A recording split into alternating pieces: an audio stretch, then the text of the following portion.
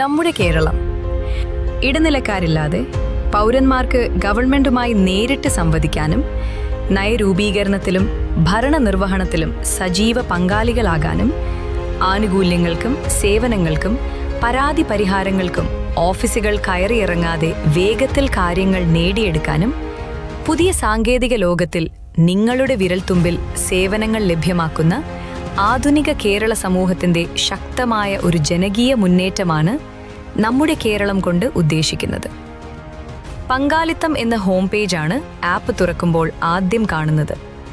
സർക്കാരിന്റെ വിവിധ പദ്ധതികൾ, നേട്ടങ്ങൾ, തീരുമാനങ്ങൾ, അറിയിപ്പുകൾ തുടങ്ങിയ വാർത്തകളും വിവരങ്ങളും പൊതുജനങ്ങളിലേക്ക് നേരിട്ടെത്തിക്കാനും അവരെ ഇവയിൽ പങ്കാളികളാക്കാനും പറ്റുന്ന വിധമാണ് ഈ ഭാഗം രൂപകൽപ്പന ചെയ്തിരിക്കുന്നത്. ട്രെൻഡിംഗ്, പ്രോഗ്രാംസ്, ക്യാമ്പയിൻ, ഇവന്റ്സ്, വാർത്തകൾ എന്നീ ടാബുകൾ ഇവിടെ കാണാം. പ്രോഗ്രാംസ് സർക്കാരിന്റെ വിവിധ വകുപ്പുകളും വിഭാഗങ്ങളും സംഘടിപ്പിക്കുന്ന പരിപാടികളും ആസൂത്രണം ചെയ്യുന്ന പദ്ധതികളെക്കുറിച്ചുള്ള വാർത്തകളും പ്രോഗ്രാംസ് എന്ന ടാബിൽ നിന്നും അറിയാം.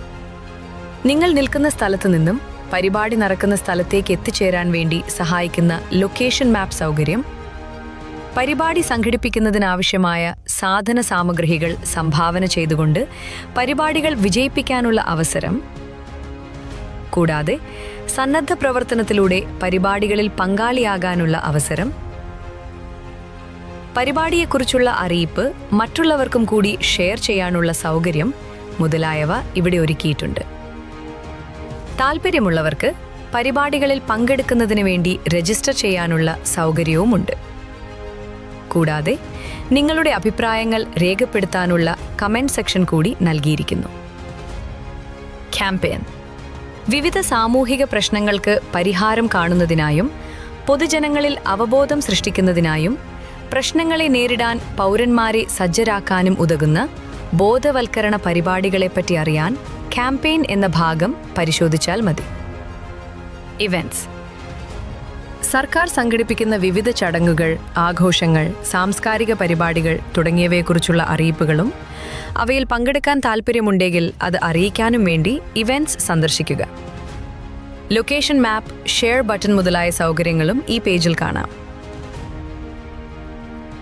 വാർത്തകൾ ഗവൺമെന്റുമായി ബന്ധപ്പെട്ട പുതിയ വാർത്തകൾ, സംരംഭങ്ങൾ മുതലായവ അറിയുവാൻ ന്യൂസ് അഥവാ വാർത്തകൾ എന്ന ടാബ് സന്ദർശിക്കുക. ഇനി ജില്ലാ തലത്തിലുള്ള വിവരങ്ങൾ അറിയാൻ സംസ്ഥാന വ്യാപകം എന്ന ബട്ടൺ തൊടുക. ഇവിടെ നിന്നും നമുക്ക് നമ്മുടെ ജില്ല തിരഞ്ഞെടുക്കാം. ഉദാഹരണത്തിന് തിരുവനന്തപുരം എന്ന ജില്ല തിരഞ്ഞെടുത്താൽ തിരുവനന്തപുരം ജില്ലയുമായി ബന്ധപ്പെട്ട എല്ലാ അറിയിപ്പുകളും വാർത്തകളും ഇവിടെ നിന്നും അറിയാൻ സാധിക്കും.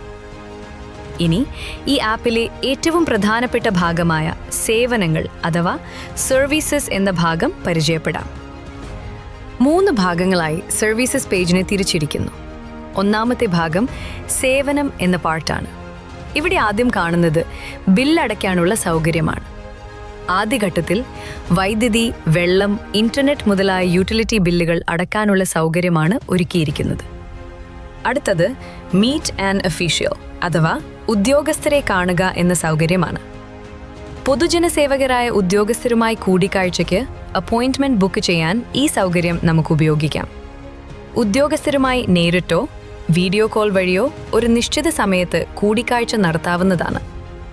ഇനി മറ്റൊരു പ്രധാനപ്പെട്ട സൗകര്യം റിപ്പോർട്ട് കറപ്ഷൻ അഥവാ അഴിമതിക്കെതിരെ വിജിലൻസിൽ റിപ്പോർട്ട് ചെയ്യാനുള്ള സംവിധാനമാണ്. നിങ്ങളുടെ വ്യക്തിവിവരങ്ങൾ വെളിപ്പെടുത്തിക്കൊണ്ടോ വ്യക്തിവിവരങ്ങൾ വെളിപ്പെടുത്താൻ ആഗ്രഹമില്ലാത്തവർക്ക് രഹസ്യമായോ സർക്കാർ വകുപ്പുകളിലോ മറ്റു സ്വകാര്യ സ്ഥാപനങ്ങളിലോ നടക്കുന്ന നിയമവിരുദ്ധമായ കാര്യങ്ങൾ അറിയിക്കുന്ന വിസിൽ ബ്ലോവർ ആയോ ഈ സേവനം ഉപയോഗിക്കാം. ഇനി വിവിധ വകുപ്പുകളുടെയും വിഭാഗങ്ങളുടെയും സേവനം ലഭ്യമാക്കുന്ന സംവിധാനങ്ങളാണ്.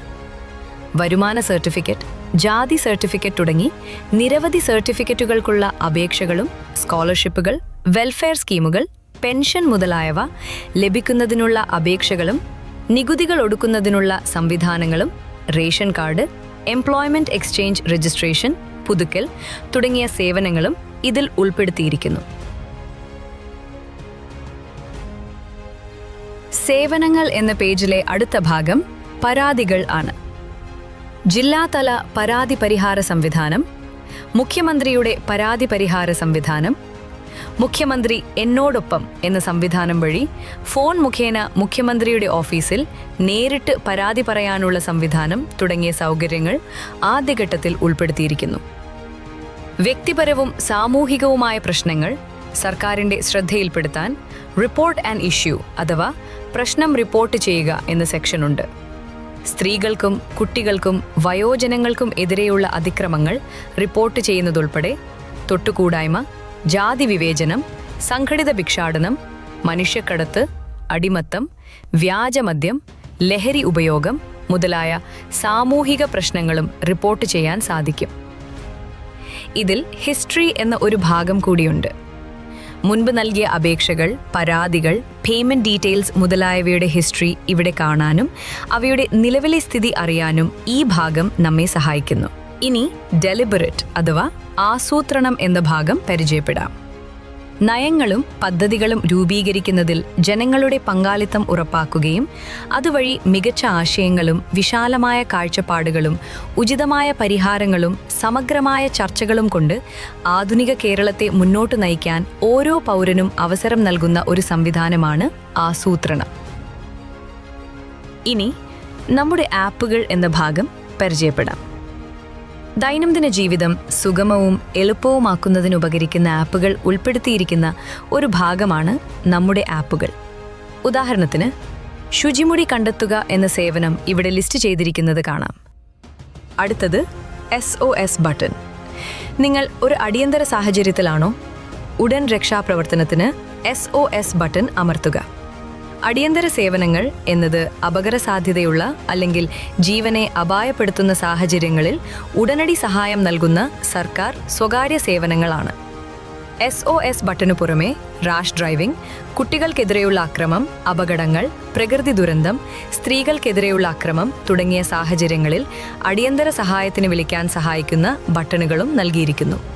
കൂടാതെ ആംബുലൻസ്, ഫയർഫോഴ്സ്, വുമൻ ഹെൽപ്പ്, ദുരന്ത നിവാരണം, ദിശ എന്ന പേരിൽ അറിയപ്പെടുന്ന health help line, cyber crime, child help line, police എന്നിവയുമായി നേരിട്ട് ബന്ധപ്പെടാൻ സഹായിക്കുന്ന ബട്ടണുകളും ഇവിടെ നൽകിയിരിക്കുന്നു. നമ്മുടെ കേരളം. വരൂ, ഡിജിറ്റൽ കേരളത്തിന്റെ ചരിത്രത്തിലെ സുപ്രധാനമായ ഈ ചുവടുവയ്പിൽ നമുക്കും പങ്കാളികളാകാം.